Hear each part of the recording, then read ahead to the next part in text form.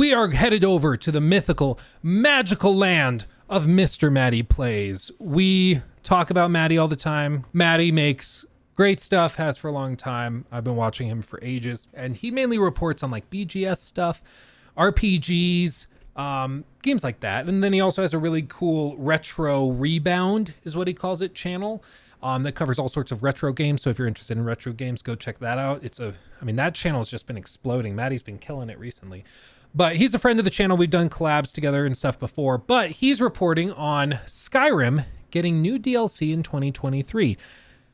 Now, the whole thing with Bethesda is just fascinating to me. My recent video on it basically describes BGS as a lol cow, but as a corporation.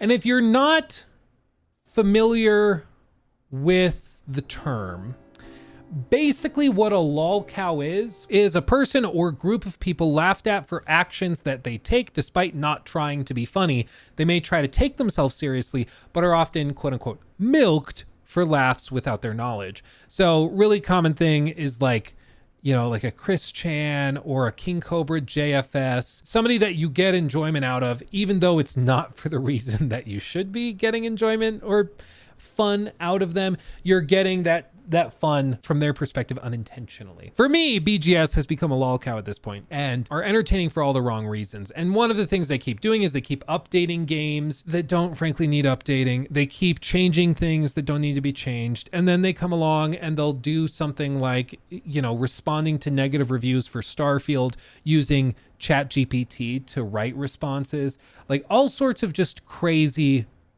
madness, right? And they just don't seem to get it. They just don't understand it. And they've just updated Skyrim again, which pisses off their fan base because apparently they've also broken a lot of load orders for mods, which a lot of people use in Skyrim. And they've broken a lot of other stuff while they've seemingly just been adding another way for you to give them money. So let's see what Matty has to say and report about this because I'm actually not very familiar with it. Quickly share the link again in chats for everybody watching on YouTube and Twitch. We are streaming on both, wherever you prefer. Come watch us live.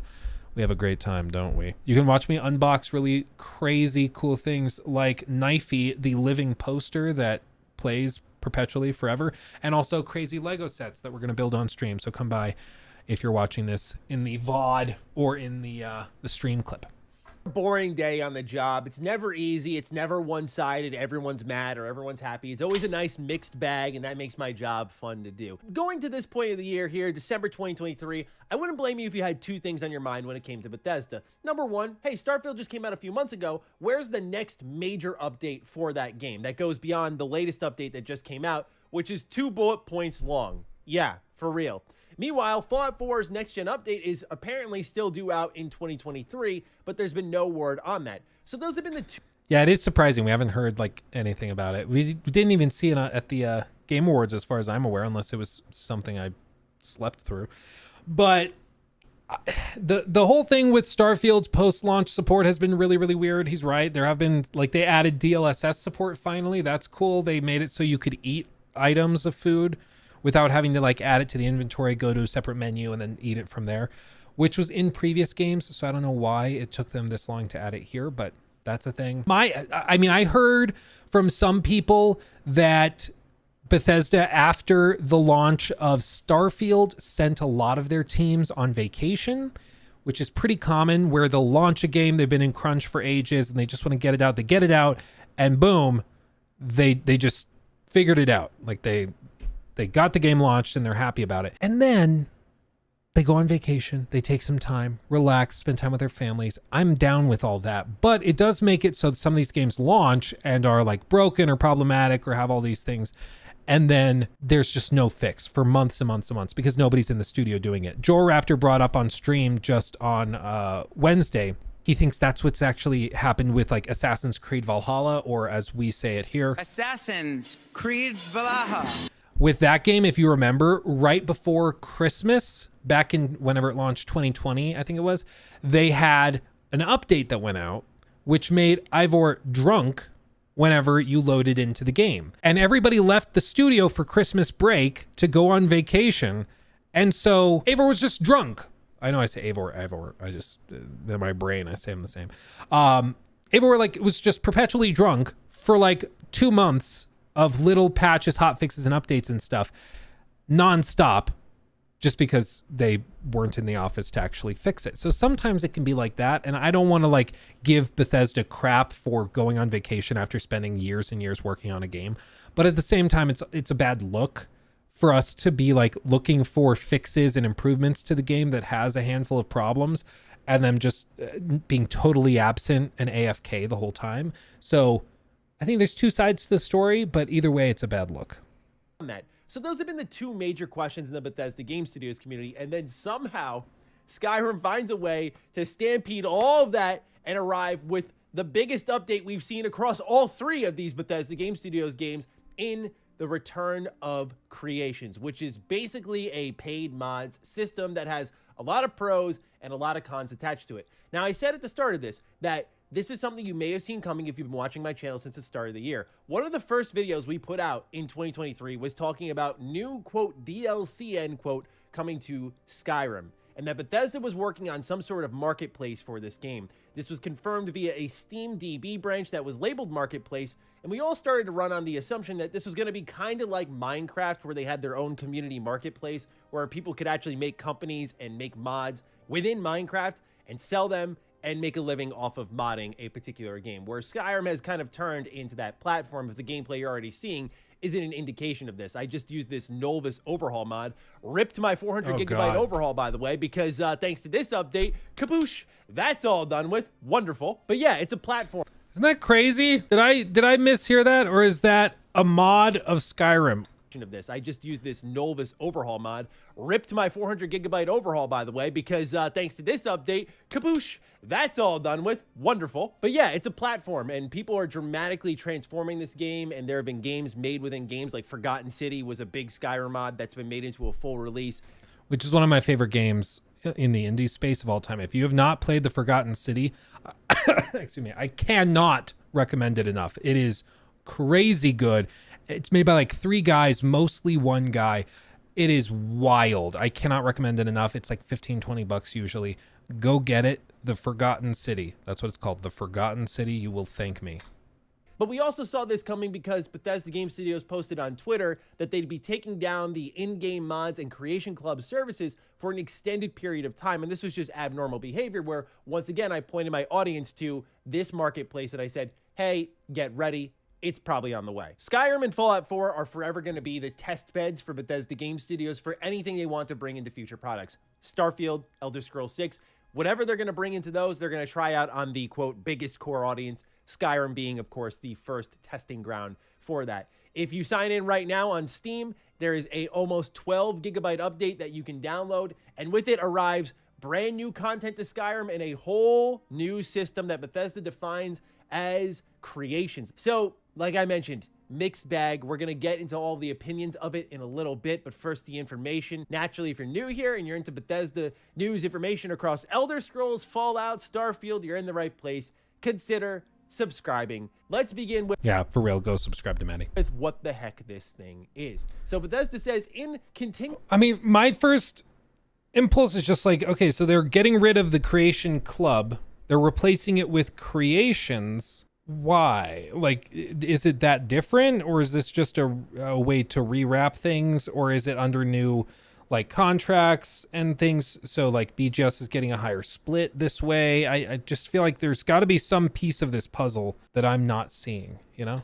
Continuing to evolve with the Skyrim community, we're excited to announce Bethesda Game Studios Creations, an updated way for players to discover, download, and play community-made content. Creations combines Skyrim's existing mods, Creation Club items, and all new creations under a single Creations menu, available for players to browse today in the Skyrim Special Edition. So this already presents a little bit of a problem. Previously, when you went to do anything Skyrim Special Edition or Fallout 4 related, when it came to modding versus DLC versus Creation Club, these were separated into various menus. Now they've all been piled into one, and this is where it can get a little messy in the terms of organization. I'm not... So it's like they have Creation Club, and then, so Creation Club is still there, and then they have the BGS official ones, and then they have verified creators who they specifically allowed to sell their stuff on here.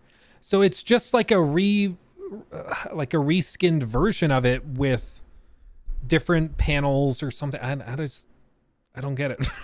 Completely in love with the UI and the layouts of the creations menu. They just merged the mods and creation club. I guess, yeah. But also this can lead to easy cash grabs. This can lead to some misleading content.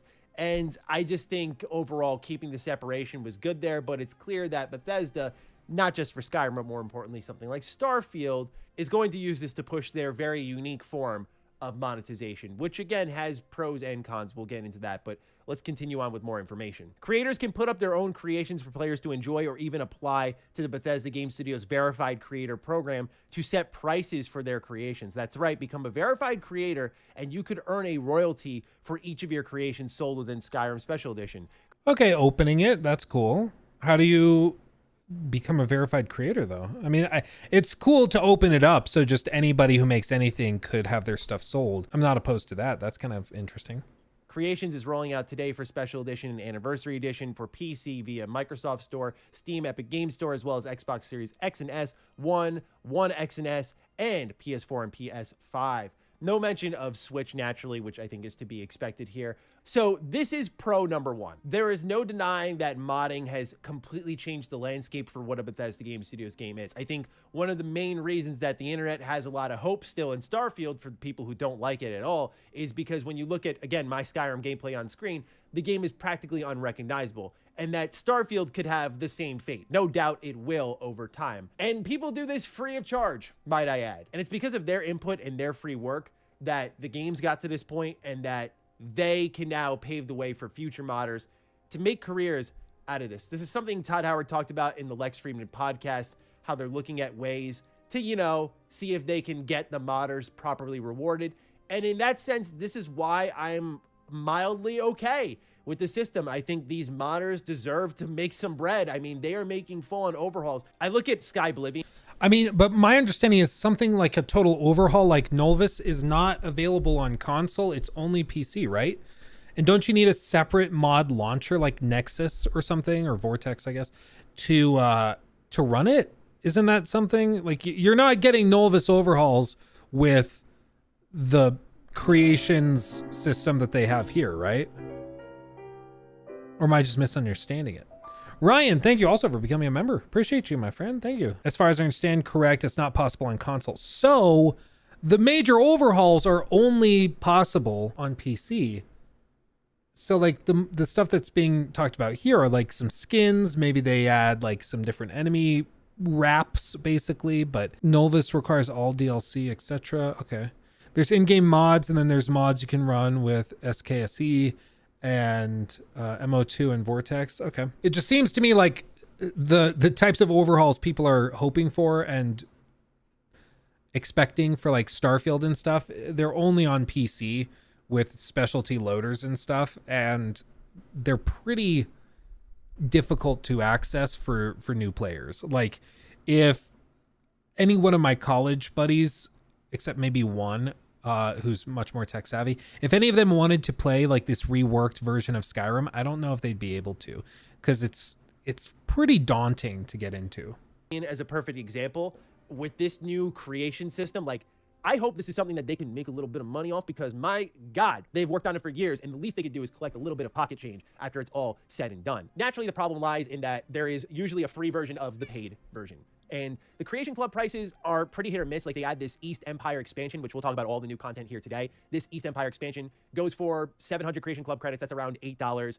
Depending on how much free money you've got lying around, this may not be the worst price point in the world, but it's not super cheap. And that's because they're also starting to invest more resources into these quest lines. I want to use East Empire expansion as our primary example here, and I'll get into why this is such a key component of this new Creations expansion, where they describe it as establish and grow trading posts across Skyrim, unlocking new mercantile systems for the East Empire Company, fill dungeon chests with loot for company agents to deliver to the nearest outposts or even to the market on your behalf. This creation adds quests, fully voiced NPCs, and more from Kingeth Creations, known for contributing on sim settlements. So here are the key components of this and why it's significant. 1, meaningful gameplay expansion. 2, new quests, which we've already seen in some Creation Club editions. And 3, voiced NPCs.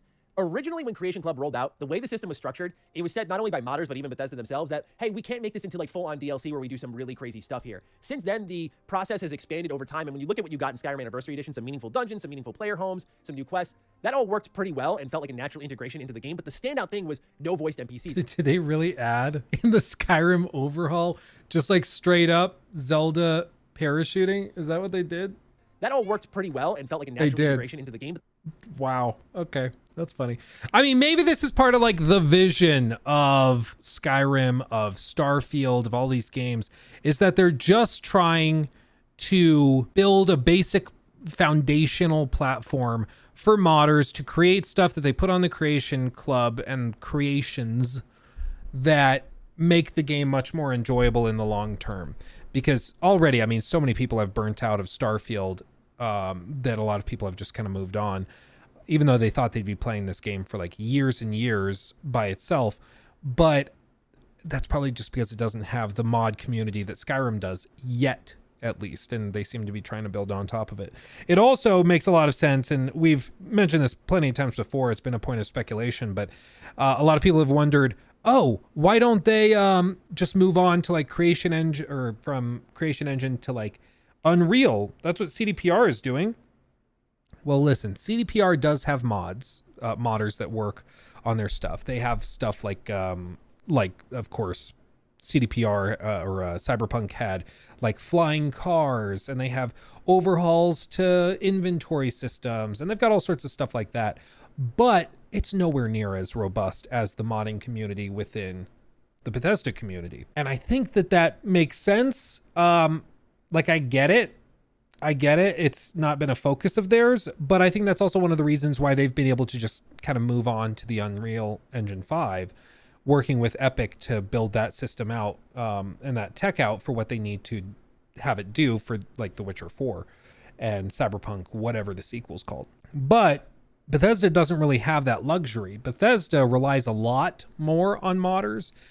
Some people, I mean, the meme is that they release a broken game and modders fix it for free. It's not that far off. Like, there's a little grain of truth in it where Bethesda does rely on modders to make their games long-term or more interesting long-term, more sustainable long-term. So they can't just abandon those tool sets that they've spent decades building and the community of people that work specifically with Creation Engine tools to make mods. They don't want to just leave them hanging by swapping to a new tool set. But the standout thing was no voiced NPCs. And it still felt like the system was limited. Like Bethesda was kind of just getting rid of a ton of creation items. And naturally, we didn't know at the time, but they were getting ready to just overhaul the entire system. So they figured they'd make a quick buck off of the Anniversary Edition. And so now with this newly overhauled system, you're getting more official feeling content, I guess, right? Not in just gameplay and quests, but in NPCs being voiced. That is a pretty major step forward, because one of the big problems people had with the quote paid mods was that they were saying like, hey, go buy a weapon pack for like $10. This seems a little bit more accounting for feedback. Not saying everyone's going to like it. It's definitely, to me, an improvement versus the original Creation Club vision, but I still feel mixed on it, because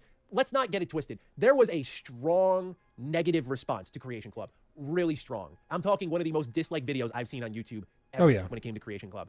And for Bethesda, I mean, when did that I'm talking E3 announced? So when was the Creation Club? Was that 2018 or 2019? Was it at the same time that they revealed Fallout 76? Was it part of that big overhaul? It's just surprising that, I mean, again, Bethesda's slow moving.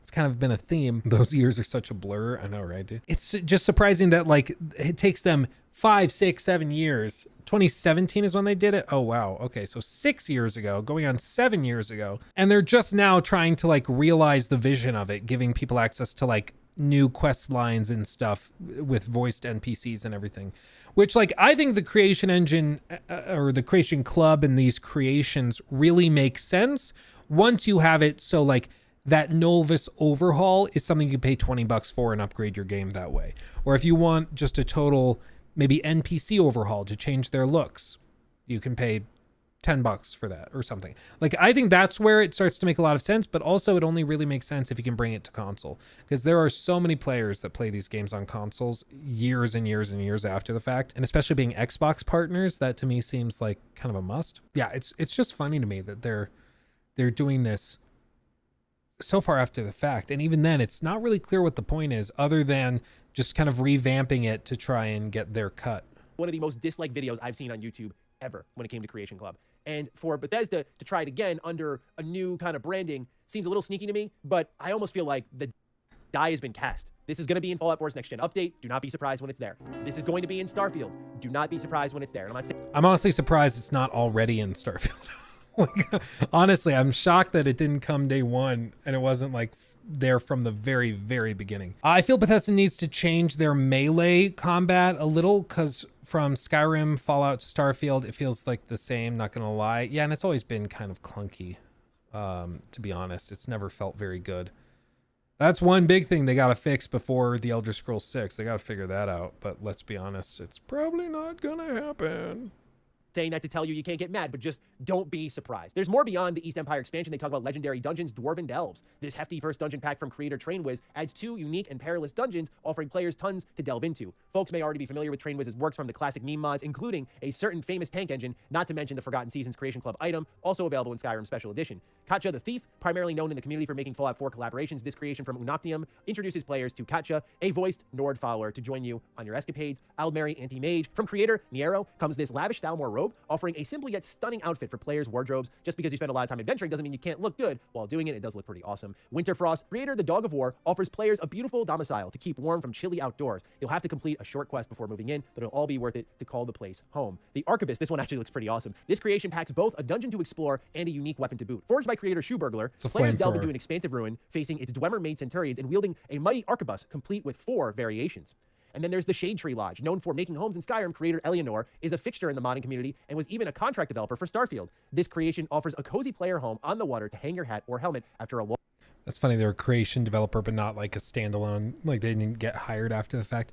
I mean, like all of this is cool and I'm glad that they're adding this stuff. But again, it's just, I think they're trying to build this out and the vision is that they can bring this to Starfield, this to Fallout, this to Skyrim.